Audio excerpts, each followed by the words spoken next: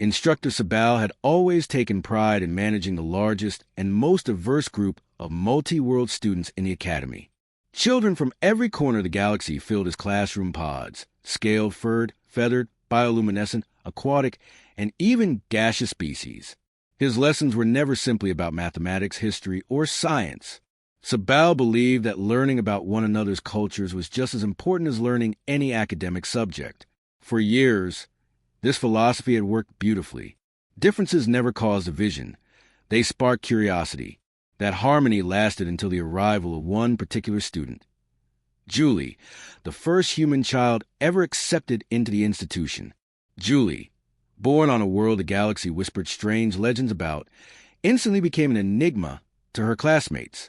Earth was often referred to in xenobiology records as a proto-death world, a place so unpredictable that even automated probes struggled to land safely. The reputation alone was enough to set every alien student on edge. And though Julie herself was gentle, soft-spoken, and constantly smiling, her presence carried the cold weight of a mystery her classmates weren't ready to unravel. Sabal noticed it early. The girl always ate alone.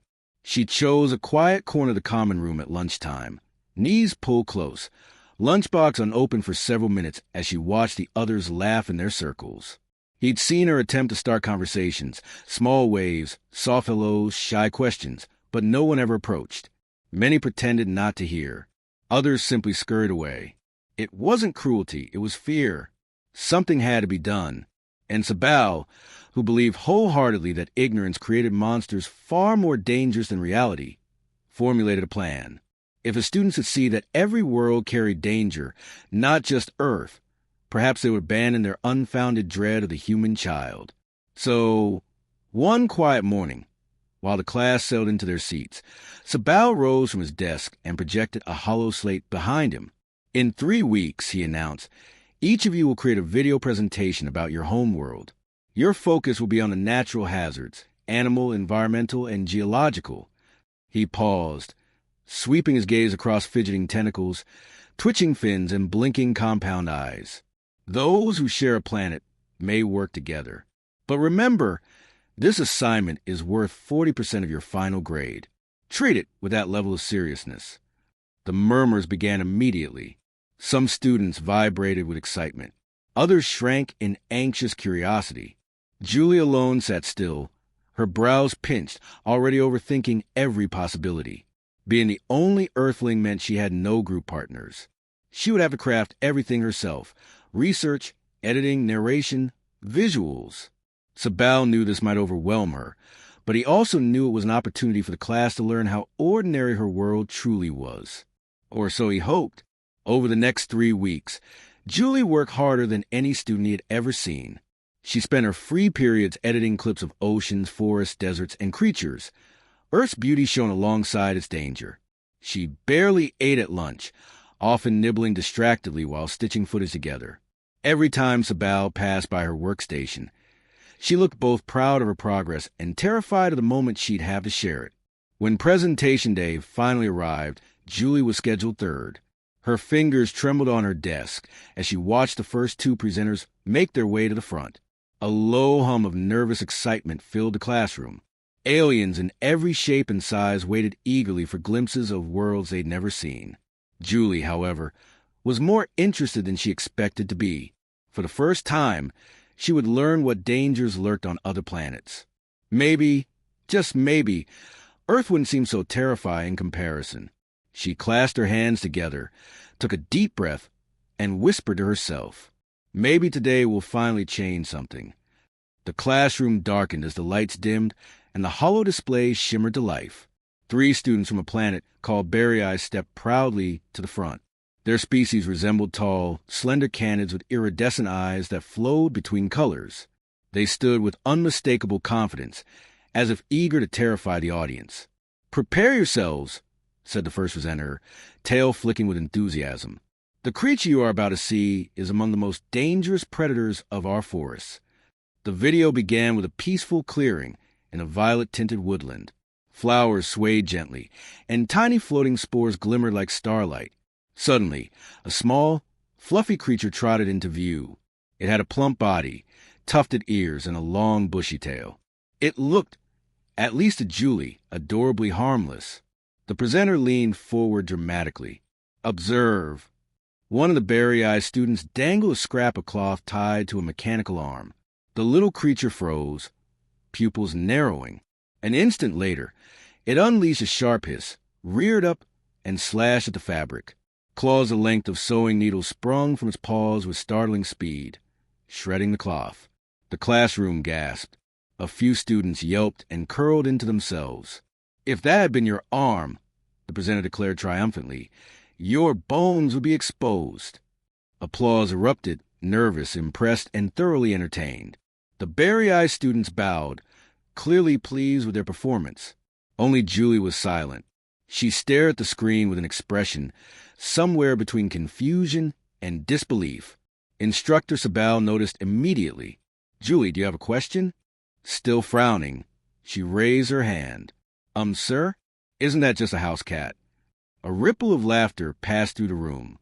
Many students nudged one another, muttering about humans exaggerating or humans being impossible to understand. Sabal raised a hand to quiet the noise, though a faint smile curved at the corner of his mouth. "No, Julie," he said gently. "That creature is extremely dangerous on Berry. It would never be allowed near children." Julie sank back into her seat, muttering to herself, "But it really looked like a cat." Before she could process the absurdity further, the second group of students rushed to the front, buzzing with excitement. They belonged to a planet called Krishal, a world with high plateaus and towering cliffs. The tallest student triggered their presentation. "What you saw earlier may seem frightening, but nothing compares to the terror from our skies." The video opened with an aerial shot of huge rocky canyons. Dramatic music boomed, clearly added for flair. Shadows darted across the cliff below. The presenters spoke in hushed, trembling tones. They strike without warning. They descend at impossible speeds. Entire villages panic when their shadows sweep over ground. The screen zoomed in on a colorful, winged creature perched on a branch. It was small and bright, green and yellow feathers, a round belly, and a short curved beak. It looked like something even a toddler would hold and giggle at. "And now," the presenter said, "prepare yourselves." The bird hopped onto a stone ledge, picked up a thick, hard-shelled seed, and clamped down. A loud crack echoed through the classroom as the seed split cleanly in half. The audience shrieked. "Imagine," the student cried, "if that had been a finger." The entire room buzzed in panic. A few students flailed their limbs protectively. One whispered, "Thank the stars they don't exist on my world." Julie blinked slowly, then raised her hand halfway, voice loud and unfiltered. "But that's just a parakeet." Instant silence. Then the mutters began, sharper this time. "She's being rude. She's jealous. What's wrong with humans?" Sabal felt his stomach twist. This was the opposite of what he'd hoped for. Julie had always been polite, always careful. Yet today, she kept unintentionally insulting her classmates' monsters. He sighed. It seemed better to shift the focus before things worsened. "Julie," he said, firmer than before, "please come forward and give your presentation." Julie's eyes widened. She didn't stand. Instead, she whispered, "Instructor, I think I misunderstood the assignment." Sabal raised a brow. "How so?" "I thought we were supposed to show the dangers of our planet, not the dangers of our pets." Half the class gasped. The other half stared at her, as if she claimed stars grew on trees. Sabal rubbed his temples. "Julie, present. Now." And with hesitation weighing down every step, she walked toward the front, knowing full well her social life was about to collapse. Julie stood at the front of the classroom, wishing she could dissolve into vapor and drift out the ventilation shafts. 100 eyes, compound, glowing, multifaceted, or swimming in liquid, were fixed on her with unfiltered suspicion. Her palms were sweaty, her throat dry, and her heart thudded hard enough to echo in her ears. "Very well," she said quietly, forcing her trembling fingers to activate her hollow projector. "This is my presentation on Earth." A blue sphere appeared against the darkened room, rotating slowly, a planet wrapped in oceanic blue, swirls of clouds and streaks of green continents. "This is my home world," Julie said, voice steadier now that she had something familiar to cling to. And, Earth has its share of dangers. The image shifted to a snow-covered landscape. There was no sound except a faint wind whistling through frosted pine trees. In the colder regions of Earth, Julie continued, you'll find animals that fear almost nothing. A small barrel-shaped creature surfaced from beneath the snow in an explosion of white powder. Its powerful claws dug into the ice as it emerged, jaws bared in instinctive aggression. The class screamed collectively. Julie paused the video. The words Wolverine hovered above the snarling creature's face. One student, shaking, pointed a trembling appendage at the screen. "WH, what is that?" "It's called a Wolverine," Julie answered simply. "No," the student said, voice cracking. "What is the white stuff everywhere?" "The snow." Julie blinked. The classroom erupted in whispers. Someone repeated the word, as though it were forbidden knowledge. "As snow? It's, frozen rain," Julie explained slowly. "It falls from the sky. Naturally. Outdoors. For, well, several months a year in some places." Gasps rippled through the room. A few students scooted their chairs away from the hollow screen, as though the snow might spill out onto the floor and bite them. Julie resumed the video. The Wolverine squared off against a massive animal, muscles rippling, claws digging into the earth. A grizzly bear. The bear rose to full height and let out a roar that shook the classroom speakers. A dozen students shrieked. One fainted. Sabal's antennae curled inward anxiously. A student pointed, nearly sobbing. "What is that monstrosity?" Julie tilted her head. "The bear." The entire class recoiled. "Those things," she nodded toward the bear, "live all over Earth." "All over," someone squeaked. "You mean not just in restricted zones? Not behind containment shields?" Julie shrugged. "They wander around like deer. Pretty common, actually." Sabal's breath hitched audibly. He was gripping his desk, so tightly that it creaked. Julie continued, warming into her presentation now that the panic wasn't directed at her personally, but at the content. "Anyway, bears and wolverines are dangerous, but Earth has even worse things." "You must be lying," Sabal muttered. Except it wasn't muttered enough. The whole class heard him. Julie tapped the projector again. The snow and forest vanished, replaced by a serene blue ocean glimmering under sunlight. Peaceful, calm. 71% of Earth is covered in water, she said. And inside those waters live many harmless things.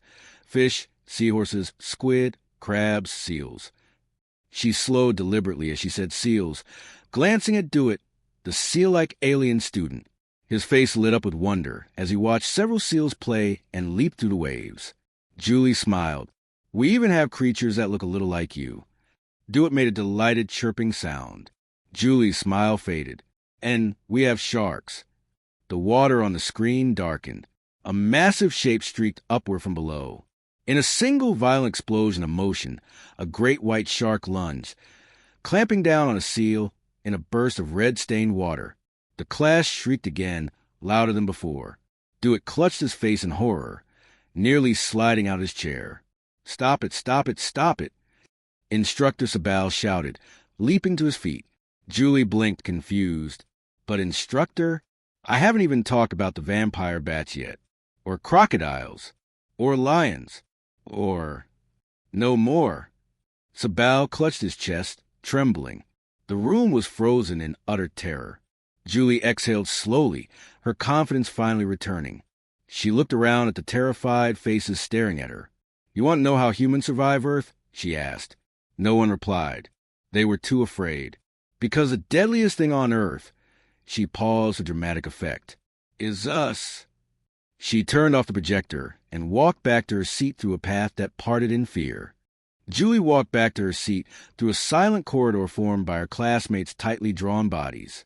Every species, whether furred or scaled or encased in crystalline shells, leaned away from her as though she was carrying some invisible contagion. Her boots barely made a sound as she moved, but the tension humming in the room was loud enough to crush her. She knew she had just doomed herself. If they were afraid of house cats and parakeets, then showing them real Earth predators, the kind that could swallow a limb rip open flesh, or burst through snowdrifts, had turned her into something mythic, something monstrous. She sat down, folded her hands over her lap as quietly as she could manage. She didn't want to cry in front of them, not after all that, but her throat tightened anyway. Her classmates kept stealing terrified glances at her, whispering in frantic bursts. Sabal kept wiping sweat off his brow, as though merely remembering the shark footage raised his blood pressure. By the time lunch period arrived, Julie could hardly feel her fingers. She packed her bag and walked automatically to the same secluded corner she always ate in. This time, though, there was no tiny strand of hope that someone might join her. Her own words echoed in her mind. "The deadliest thing on earth is us." The sentence had hit too hard. She'd known it when she said it. She unwrapped her sandwich. Though she wasn't hungry at all, her stomach felt twisted and knotted, and each bite tasted like cardboard. She stared at the table, blinking against the sting of disappointment. All she had wanted was to show that Earth wasn't so different. She hadn't meant to terrify anyone. But now, instead of becoming less alien, she felt more isolated than ever. She was halfway through a reluctant bite when a shadow flickered across her lunch bag. Julie froze. Slowly, she looked up, expecting mockery or worse, expecting someone to demand why she'd shown such horrifying footage. But instead, she found Dewitt, the seal-like student, standing quietly in front of her. His large, round eyes blinked at her with a gentle curiosity. "You," Julie whispered. "You need something?" Dewitt shook his head eagerly.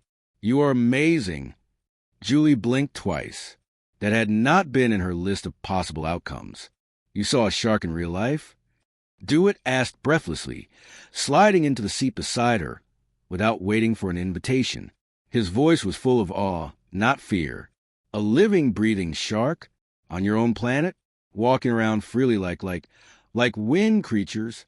Julie hesitated. "Well, technically swimming around freely."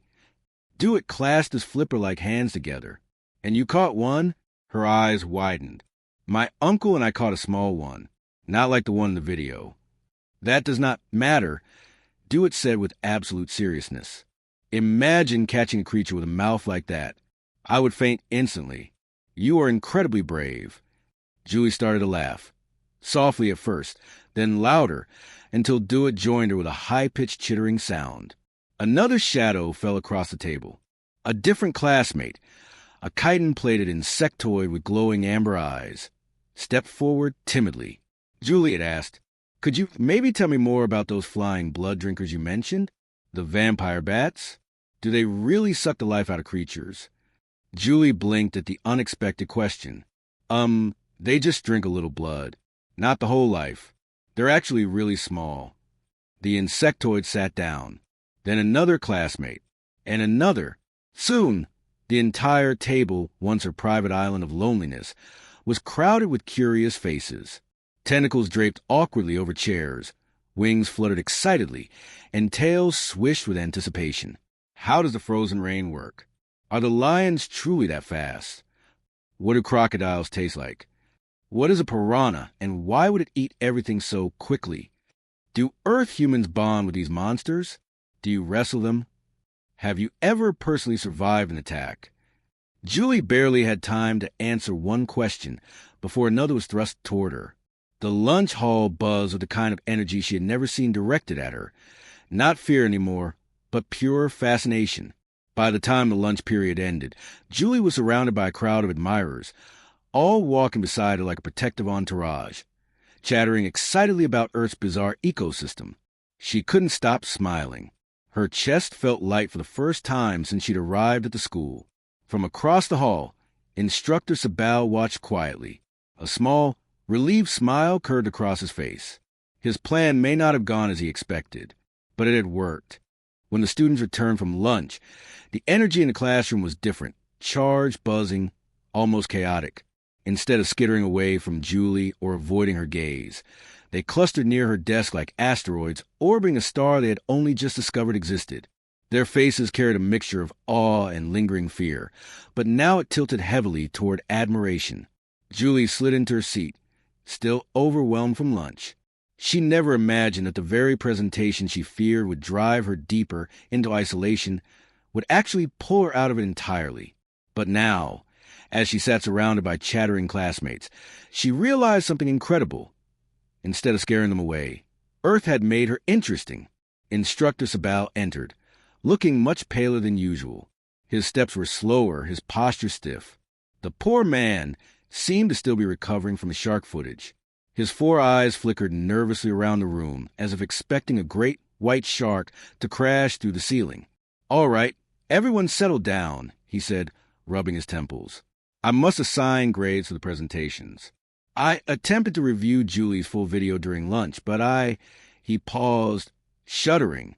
"I made it as far as the, fish with teeth segment." Julie blinked. "The piranhas?" "Yes." Sabal yelped, jumping at the very word. "Those horrifying little water demons." A few students giggled nervously. The class eventually quieted. Sabal inhaled deeply and took his seat, though he still seemed ready to bolt. "Before we move on," he continued, "I would like to remind everyone that the purpose of this assignment was to show that all worlds have danger, not to cause your instructor cardiac distress." A ripple of giggles passed through the students. Julie smiled shyly. Sabal finally turned toward her. "Julie, despite nearly giving me a heart failure episode, your presentation demonstrated extraordinary detail, accuracy, and effort. But," he held up a shaking finger, "before I assign your grade, I have a question." Julie sat straighter. "Yes, instructor?" How did your species survive that planet?" His voice cracked with genuine bewilderment. "How do you endure frozen storms? Giant predators? Aquatic killers? Blood-drinking flyers? Creatures that swallow prey whole? Plants that sting?" I saw footage of a moose and nearly fainted. Her classmates leaned forward, eager for the answer. Julie took a moment to think. The room had gone so quiet that she could hear someone's gills fluttering behind her. "Well," she began, "humans survive because we learn. We build. We adapt. We make tools. We get smarter. And no matter where we go, we figure out how to live there. Earth is dangerous, sure, but danger teaches you things. It teaches you how to be strong, how to think fast, how to cooperate. It makes you creative. Do it lean closer, eyes sparkling, and brave." Julie chuckled. "Sometimes. Mostly it just means we don't give up easily." Sabal stared at her with an expression caught between admiration and dread. "Remarkable," he whispered. "Terrifying, but remarkable." Before anyone could say another word, the classroom's hallway door slid open, and the gentle chime of the passing period rang out. Students began standing, stretching limbs and wings, as they prepared to transition to their next class. But instead of heading straight for the door, they all hovered around Julie's desk once again. "Julie, could you show me more earthsea monsters? Do all humans have encounters with bears? Are there really plants that can poison you just by touching them? What is an octopus? Does it truly have multiple brains? Do you fight all these creatures for sport, or is that a stereotype?" Julie laughed so hard she had to hold her stomach. The questions were ridiculous, wild, and wonderfully sincere. Okay, she said, waving her hands. "One at a time." But no one wanted to wait. They all spoke at once, eager as newly hatched pups. Sabal leaned back in his chair watching them, his exhaustion overshadowed by a growing sense of pride. Yes, it hadn't gone how he expected. And yes, he would probably have nightmares about sharks for weeks. But in the end, his students had finally seen something that mattered. Julie was not a threat. She was extraordinary. As the class filed out in a lively crowd around her, Sabal returned to her assignment disc. He watched the paused footage of piranha tearing through a chunk of meat and shook his head slowly. "If she survived this world," he muttered, stamping the gray box, "she deserves an A." The hallways of the academy had never felt so different to Julie. Where she once walked unnoticed, like a shadow slipping between brighter lights, she was now surrounded by a chattering swarm of excited students. It was as if her presentation had unlocked a door none of them had ever dared approach, and suddenly everyone wanted to step through it. As they moved down the corridor, more students from other classes peeked out of open doorways. Some whispered, some gasped, Some pointed. There, that's the human girl with the shark planet. She survived frozen storms. I heard she fought off a giant clawed beast. No, she rode one. I want to see her next project. Julie flushed red. She wanted to correct the exaggerated rumors, but her new friends cut him before she could. No, she didn't fight the shark, Dewitt said proudly. She just caught one. And she didn't ride a bear, added another student. But she could probably. Julie facepalmed. Guys! But their enthusiasm was contagious, and despite her embarrassment, she felt lighter than she had since arriving at the academy. Each hallway they passed through felt brighter, filled with eyes that didn't see her as a mystery anymore, but as someone worth knowing. When the group reached their next class, the hall monitor, a stiff, towering creature with crystalline plates, stopped Julie. You, it said in a gravelly voice. I receive reports from 4 different classes that your homeworld contains vampiric sky predators. Julie pinched the bridge of her nose. They're bats, and they're small. It doesn't matter, the monitor replied, scribbling something on a slate. Fascinating. I will be researching your planet extensively. Julie groaned internally. The rest of the day became a blur of attention. Every class she entered brought more questions, more stunned faces, more disbelief at Earth's wildlife.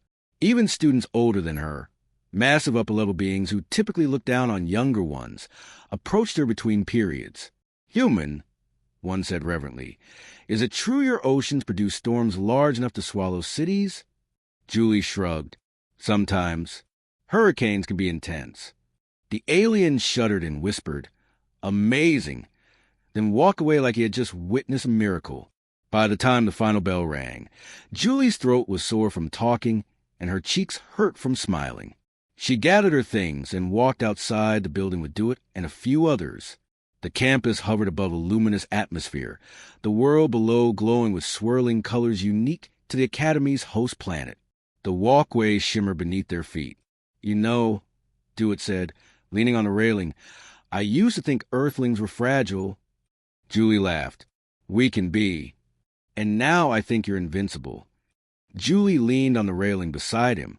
We're definitely not that, but we try. The group stayed there for several minutes, watching the drifting sky clouds. A gentle wind blew, carrying scents Julie still hadn't learned the names of. She breathed deeply, feeling calm for first time in months. Julie, said the insectoid student from earlier, can we, maybe, meet tomorrow at lunch again? I have more questions. About the, crocodiles. And I want to hear about tigers, another called. And snakes. And hippos. And lightning. And volcanoes. Julie burst into laughter. Okay. One topic per lunch, deal? A cheer rose from the group. They all began heading toward the teleport pads when Instructor Sabal appeared at the top of the stairs. His robes fluttered in the breeze, and he still looked slightly pale, but his expression softened when he saw Julie surrounded by friends. Julie, he called a word. The student stepped aside respectfully as she walked over. Sabal placed a gentle hand on her shoulder. I want you to know, he said quietly, that today you did far more than complete an assignment. You taught this class something I could never teach them myself. Julie blinked. What's that? That fear, he said, is rarely based on truth, and sometimes the things we fear become the things we admire most once we understand them. Julie smiled softly. You also nearly stopped my heart with that shark footage, Sabal added, clearing his throat. But I suppose it was educational. She laughed. Welcome to the Academy, Julie, he said, properly this time. Julie walked back to her friends, her steps lighter, her chest warmer.